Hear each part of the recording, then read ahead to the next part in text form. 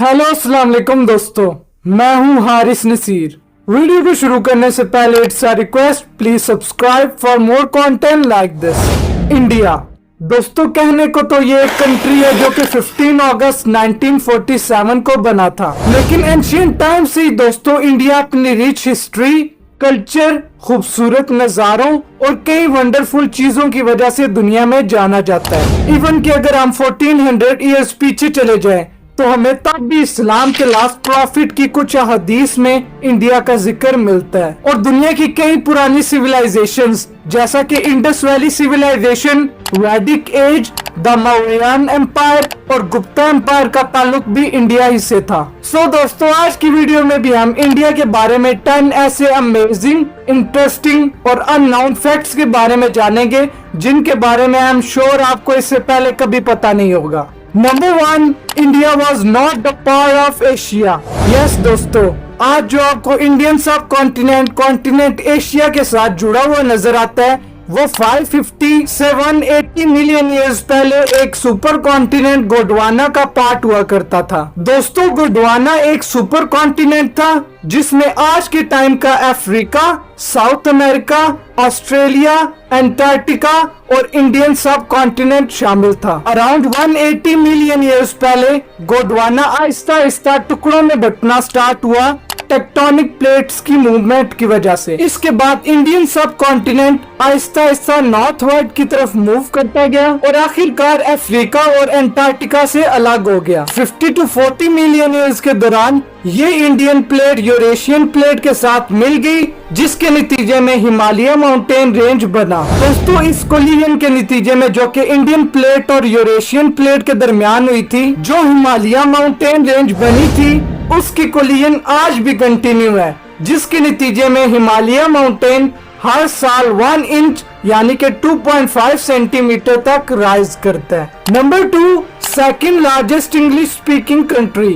दोस्तों, I am sure कि ये वाला फैक्ट सुन के तो आप एकदम शॉक हो गए होंगे, क्योंकि आपके दिमाग में तो ये होगा कि यार लार्जेस्ट इंग्लिश स्पीकिंग कंट्री जो है उनमें नंबर 1 पे तो यूएसए होगा, उसके बाद यूके, फिर कनाडा, फिर ऑस्ट्रेलिया और फिर जिस कंट्री में व्हाइट पीपल ज्यादा रहते होंगे उस कंट्री में इंग्लिश ज्यादा बोली जाती होगी। लेकिन दोस्तों, आप गलत हैं, क्योंकि अराउंड 125 मिलियन स्पीकर्स के साथ, जो कि इंडिया की पॉपुलेशन का सिर्फ 10% है, उनके साथ इंडिया दुनिया का second largest English speaking country है आफ्टर यूएसए, क्योंकि यूएसए में टोटल 300 मिलियन इंग्लिश स्पीकर्स मौजूद हैं। Number 3, chess was invented in India.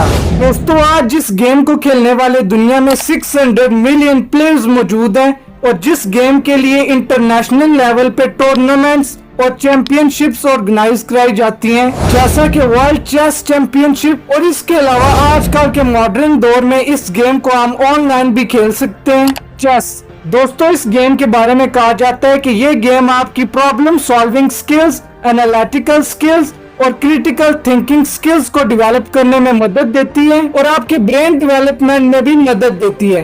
तो दोस्तों, ये गेम चेस एक्चुअली इंडिया में इन्वेंट हुई थी। यस दोस्तों, 6th सेंचुरी एडी में गुप्ता एम्पायर के रूलिंग पीरियड के दौरान इस गेम को चतुरंगा कहा जाता था, जिसका मतलब है हैविंग 4 आर्म्स यानी कि 4 बाजू होना, या फिर 4 डिवीजन्स। दोस्तों, चतुरंगा सबसे पहले इंडिया से पर्शिया यानी कि ईरान गई, उसके बाद ये अरब वर्ल्ड में दाखिल हुई, इसके बाद ये इस्लामी दुनिया और मेडिटेरियन ट्रेड रूट्स के जरिए यूरोप में भी फैल गई। दोस्तों, चतुरंगा यानी कि chess time to time evolve होती गई और टाइम टू टाइम इसके रूल्स और रेगुलेशंस चेंज होते गए और कई नए पीसेस और रूल्स इसमें इंट्रोड्यूस किए गए। Number 4, first rocket of India.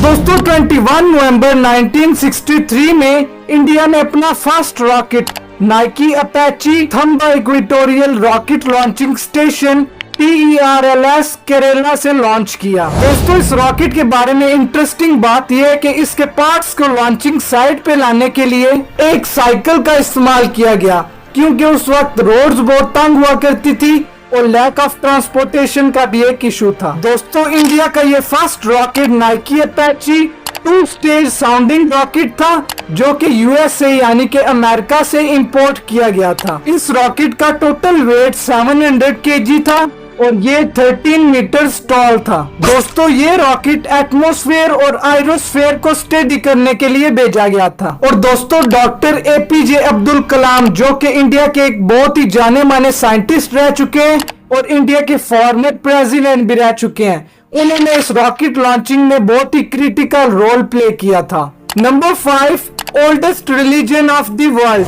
दोस्तों हिंदुइज्म इंडिया का सबसे बड़ा रिलीजन है और दुनिया का तीसरा सबसे बड़ा रिलीजन है, जिसके मानने वाले दुनिया में 1.2 बिलियन की तादाद में मौजूद हैं, जिनको हिंदूज कहा जाता है। और दोस्तों इन 1.2 बिलियन हिंदूज में से जो कि दुनिया में मौजूद है, 1.1 बिलियन हिंदूज इंडिया में ही रहते हैं, जो कि इंडिया को वर्ल्ड की लार्जेस्ट हिंदू कंट्री बनाता है। दोस्तों कहा जाता है कि हिंदुइज्म दुनिया का सबसे पुराना रिलीजन है और बहुत से स्कॉलर्स का कहना है कि हिंदुइज्म की शुरुआत 2300 बीसी से 1500 बीसी के दरमियान हुई थी इंडस वैली में। लेकिन दोस्तों दूसरी तरफ बहुत से हिंदूज का ये एतराज है कि उनका फेथ टाइमलेस है, यानी कि उसकी कोई शुरुआत नहीं है, वो हमेशा से एग्जिस्ट करते हैं और हिंदुइज्म का कोई फाउंडर यानी कि बानी नहीं है। दोस्तों आज इंडिया में 6,49,000 प्लस हिंदू मंदिर मौजूद हैं। दुनिया का सबसे पुराना यानी कि ओल्डेस्ट मंदिर भी नॉर्दर्न इंडिया में बिहार में मौजूद है,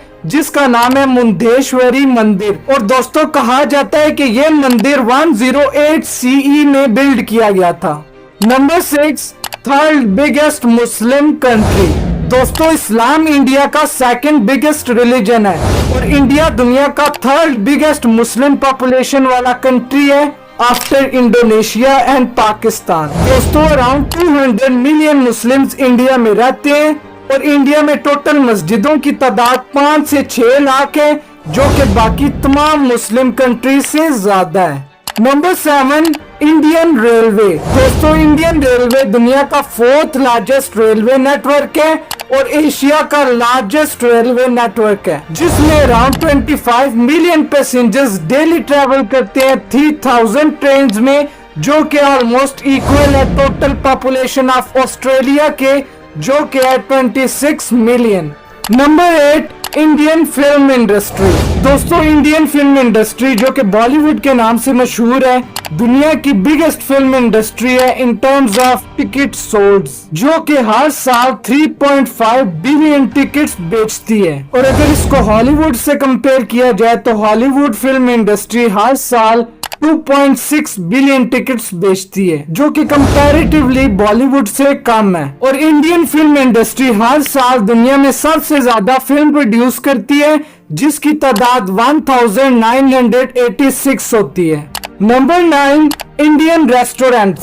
दोस्तों वैसे तो इंडियन फूड और इंडियन रेस्टोरेंट्स दुनिया भर में बहुत फेमस है, लेकिन आपको एक इंटरेस्टिंग बात बताता चलूं कि लंदन में मुंबई और दिल्ली के कंबाइंड रेस्टोरेंट से ज्यादा इंडियन रेस्टोरेंट्स मौजूद हैं, जो कि 8000 रेस्टोरेंट्स हैं, जो कि लंदन सिटी के पूरे इकोसिस्टम को इंडियन फूड से कवर कर देते हैं। और दोस्तों लंदन में इंडियन रेस्टोरेंट्स क्वांटिटी के लिहाज से सेकंड नंबर पर मौजूद है आफ्टर फ्रेंच कुजीन। और पूरे यूके में सबसे ज्यादा खाया जाने वाला Indian food chicken tikka masala है।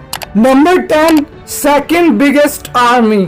दोस्तों Indian army 1.4 million active soldiers के साथ दुनिया की दूसरी बड़ी आर्मी है। और अगर एटॉमिक वेपन्स के हवाले से बात की जाए तो इंडिया का रैंक दुनिया की लिस्ट में 6 नंबर पर आता है, क्योंकि इंडिया के पास 172 एटॉमिक वेपन्स मौजूद हैं। सो दोस्तों यू ऑल नो कि एक वीडियो को बनाने के लिए किस कदर मेहनत और रिसर्च लगती है। So if you like the video give a thumbs up, share it, leave a comment below in the comment section. Inshallah I will reply you and yeah, do subscribe. See you in the next video. Till that take care. Allah Hafiz.